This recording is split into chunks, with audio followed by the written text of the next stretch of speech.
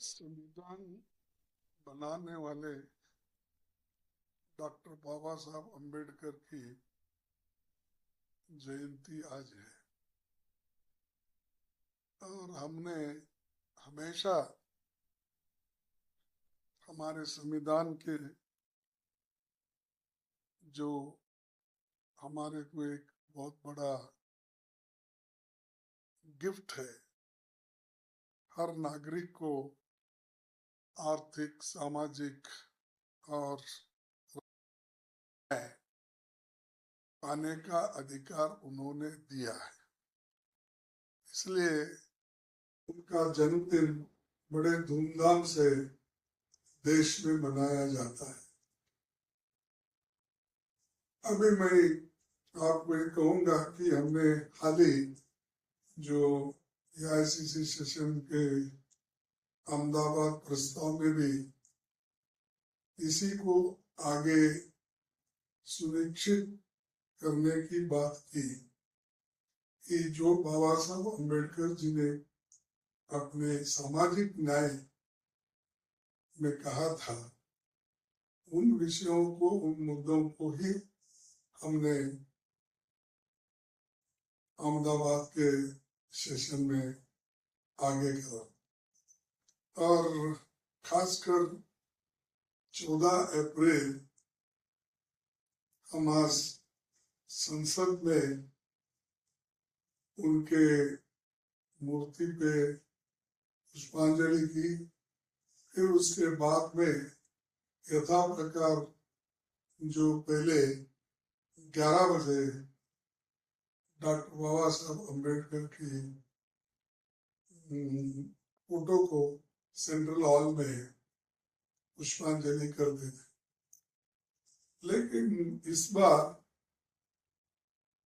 9 बजे ही उन्होंने डिक्लेयर किया और 9 बजे डिक्लेयर करने के बावजूद भी हम लोग वहां रहे, लेकिन प्रधानमंत्री जी सेंट्रल हॉल में नहीं पहुंच सके। हालांकि उनके सहूलत के मुताबिक ही के टाइम चेंज किया गया था। और आज के दिन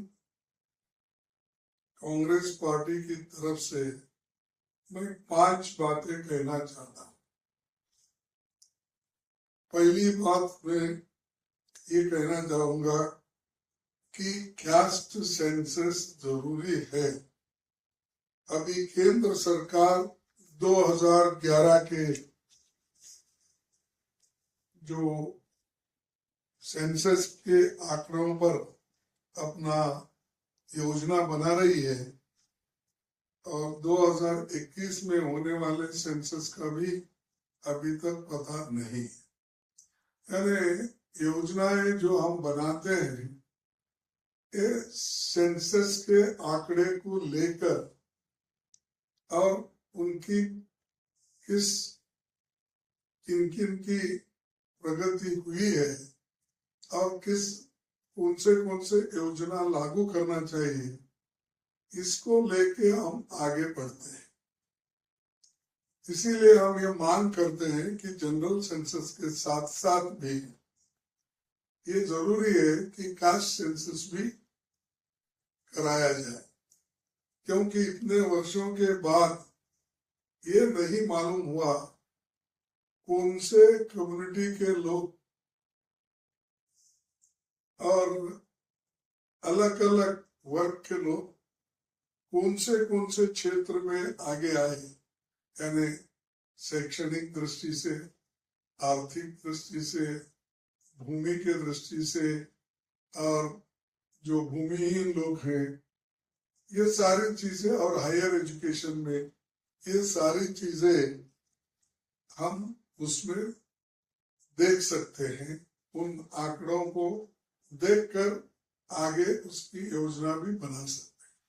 लेकिन आज ये सेंसस का भी गायब है और दूसरा कास्ट सेंसस बनाने को भी सरकार अभी तैयार नहीं है। और किसकी तरक्की कितनी हुई ये अब अभी भी हमको मालूम नहीं हो रहा। सभी लोग अंदाजे पे कहते हैं। और राज्य सरकार में सब प्लान लागू करने का कानून हमने बनाया था, लेकिन मोदी सरकार ने उसको 2015 या बिगिनिंग से ही उसको उन्होंने नहीं अपनाया। लेकिन सब प्लान ये जो है, खासकर कर्नाटक, तेलंगाना, जो आंध्र प्रदेश है, ये इसी का भाग, तेलंगाना और आंध्रा एक ही थे, वहां पर ये लागू किया गया और उसके लिए कानून भी बनाया गया। और 1976 में इंदिरा गांधी जी, उन्होंने भी ये सब प्लान बनाकर लोगों को बजट का जो proportional to the population budget होना चाहिए वो उन्होंने भी किया था। लेकिन ये सब मोदी साहब गायब कर दिए, इसमें उनकी रुचि नहीं है। बाबा साहब का नाम तो बोलते हैं, लेकिन बाबा साहब के जो स्पीच, बाबा साहब की जो इच्छा थी, जो उनका आशाएं थी, उसको पूर्ति करने में वो तैयार नहीं है। और भारतीय संविधान के अंदर उन्होंने जो सहूलतें schedule caste, schedule tribes, backward classes, इनको जो दिया है, उसके बारे में भी वो अनुष्ठान में लाने की कोशिश नहीं करते। इसीलिए नहीं करते कि सिर्फ बाबा साहब अम्बेडकर का नाम लेकर लोगों को अगर कहेंगे तो लोग खुश हो जाएंगे, ये उनकी मंशा है। लोग जब भी खुश हो जाएंगे, खासकर दलित, वंचित, पीड़ित, ओबीसी, माइनॉरिटीज, ये लोग कब खुश हो जाएंगे? जब उनके हकूक उनको मिलेंगे। अब ये बात मोदी साहब करने को तैयार नहीं है और सिर्फ लोगों को बोलने लगाते हैं, जो कांग्रेस के खिलाफ, नेहरू जी के खिलाफ, हमारे खिलाफ, ये कहते हैं कि इन्होंने क्या किया। अरे हम तो ये कह रहे, बाबा तुम क्या किए ये बताओ। बाबा साहब के कौन से उसूल अपनाए आप? तो ये वो कहने के लिए तैयार नहीं है। और दूसरी चीज, 50% जो रिजर्वेशन है, ये तमिलनाडु में मोर देन 50% उन्होंने किया और उन्होंने ये 9th शेड्यूल में डाला। इसके वजह से वहां रिजर्वेशन सेफ है, कोई कोर्ट नहीं जा सकता, कोई ये नहीं। तो वो सुप्रीम कोर्ट के आदेश अनुसार, और इसके पहले भी संविधान में जो अमेंडमेंट हुआ है, इसका बहुत बड़ा फायदा वहां मिल रहा है। लेकिन दूसरे स्टेटों में मोर देन 50% के लिए बैन है, करते नहीं। और मोदी भी बात करते हैं, मोदी जी, लेकिन वो इम्प्लीमेंट नहीं करते। तो एक हमारा तीसरा मुद्दा है। और चौथा मुद्दा ये है हमारा कि 2006 में संशोधन हुआ था, आर्टिकल 15(5). इस संविधान का संशोधन SC, ST, OBC और इन लोगों को प्राइवेट इंस्टीट्यूशन में इनको रिजर्वेशन, आरक्षण दिलाने के लिए हमने कोशिश की। लेकिन और सुप्रीम कोर्ट ने भी ये कहा कि 2014 में एक कानून उन्होंने अपहेल्ड किया। जो कानून ये लोग कहते हैं, उसके लिए कोशिश नहीं करते हैं कि ये लोग तो कभी भी अपना जो आर्टिकल 15(5) में जो संशोधन हुआ था, प्राइवेट कॉलेजेस में, प्राइवेट इंस्टीट्यूशन में SC/ST लोगों को, OBC लोगों को रिजर्वेशन देना था, उन्होंने नहीं दिया। और खासकर 55% हायर एजुकेशन इंस्टीट्यूशन जो प्राइवेट के लोगों के हाथों में है, उसका लाभ हमको मिल रहा नहीं। हमारे बच्चे कहाँ पढ़ेंगे, कैसा हायर एजुकेशन में वो आगे आएंगे, ये बहुत बड़ा प्रश्न हमारे सामने है। लेकिन इस प्रश्नों को सुलझाने के बजाय, इस समस्या को सुलझाने के बजाय वो इसमें रुचि नहीं रखते कि वो कभी भी इस बात इधर ध्यान नहीं रखें। ये इससे भी बहुत बड़ा नुकसान ये वीकर सेक्शंस में हुआ है। बाबा साहब अम्बेडकर जी को उस जमाने में बड़ौदा महाराज ने हायर एजुकेशन के लिए स्कॉलरशिप दे के भेजी, लेकिन आजादी के बाद इतना बड़ा गवर्नमेंट हमारा है कि कितने लाख, हमारे लाखों करोड़ों रुपए का बजट है। इतना बड़ा रहते हुए भी हायर एजुकेशन में ये अच्छी शिक्षण देने के लिए मोदी जी तैयार नहीं है और उनका बजट भी काट रहे। शिक्षण क्षेत्र में ज्यादा बजट देने के बजाय 250 बजट भी काट रहे हैं और उसमें SC/ST का तो और भी कम हो गया है। तो इससे ये मालूम होता है कि उनको शिक्षण में भी रुचि नहीं। लेकिन बाबा साहब अम्बेडकर का सबसे ज्यादा रुचि जिसमें थी वो शिक्षण। उसीलिए वो हमेशा कहते थे पहले अपने बच्चों को पढ़ाओ। अब उनका कहना है कि कोई गरीब भी आदमी जाता है तो उनको ये कहते थे अपने बच्चों को इतना पढ़ाओ, इतना पढ़ाओ, इतना पढ़ाओ, दुनिया तुमसे डरी, यानी आपके विद्वत्ता को देखकर दुनिया तुमसे डरी, इतना पढ़ाओ, ये उनका कहना था। लेकिन यहाँ जो उनकी इच्छा थी वो पूर्ति नहीं कर रहे, लेकिन बातें बहुत करते हैं। इसके बाद पांचवा जो हमारा मुद्दा है, ये सब 5 मुद्दे हमने अहमदाबाद सेशन में रखा था और इसके लिए हम कोशिश करने का वहां पर शपथ भी लिया और ये सारी चीजें हम आगे लागू करने के लिए लड़ते रहे। 2 साल पहले जब महिला आरक्षण बिल पारित हुआ तब कांग्रेस पार्टी की मांग थी ये अधिनियम फौरन लागू होना चाहिए, लेकिन इसके साथ साथ हम ये चाहते थे कि जब महिला आरक्षण लागू होगा उसमें SC/ST OBC के महिलाओं को भी उस रिजर्वेशन के तहत जगह मिलनी चाहिए। नहीं तो वो क्या हो जाएंगे, सिर्फ अगर आप महिला बोलेंगे तो कोई भी महिला किसी भी कम्युनिटी में पढ़े लिखे लोग ही आ जाएंगे, लेकिन इसमें जो कमजोर लोगों का, कमजोर तबका है वो छूट जाएगा। इसीलिए हम ये चाहते थे, हमारा कहना ये है कि ये जो महिलाओं को अधिकार देते वक्त और ये जो आरक्षण बिल है इसमें इन सब महिलाओं को, इन सब कैटेगरी के महिलाओं को शामिल करना चाहिए।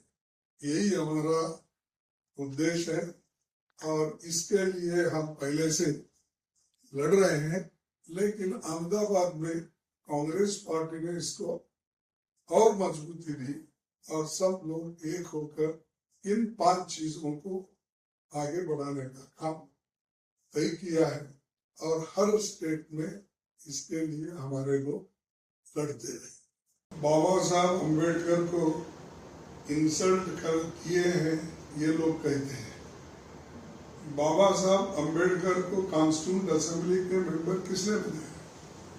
ड्राफ्टिंग कमेटी का चेयरमैन किस पार्टी ने बनाया? उनकी इज्जत कांग्रेस पार्टी में तो बहुत है, लेकिन इन्होंने क्या किया? आप बोल रहे डिफीट हो गए। किनके वजह से डिफीट हो गए?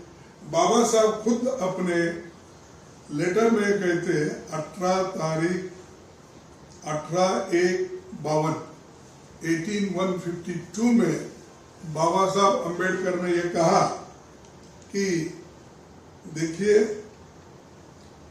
ये जो इनको हराया गया इसके बारे में वो बाबा साहब अंबेडकर कहते हैं कि एक तो प्लॉट था डांगे का और दूसरा था to plot to defeat me was hatched by Dange and Savarkar who are